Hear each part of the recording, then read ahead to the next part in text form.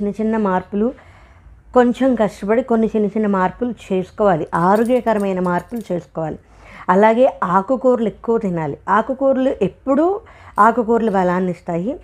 ఇంకా కన్సీవ్ అవ్వడానికి చూసే వాళ్ళకి ఇంకా అది చాలా ఎక్కువ అవసరం అవుతుంది.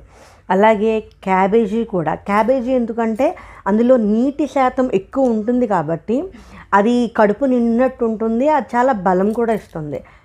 అలాగే క్యాబేజీతో పాటు బ్రోకలీ, పొటాటో కూడా ఎక్కువ తినాల్సిన అవసరం ఉంటుంది.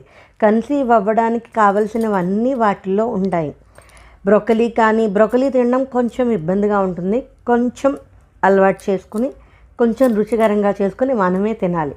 మన ఆరోగ్యానికి చిన్న చిన్న మార్పులు మనమే చేసుకోవాలి. ఇంకా కూరగాయలు అయిపోయాయి. ఇప్పుడు మనం వేటి గురించి అంటే ఫ్రూట్స్ గురించి ఏమన్నా పళ్ళు ఏమేమి తినాలి అంటే బనానా తినాలి, వాటర్ మిలన్ ఎక్కువగా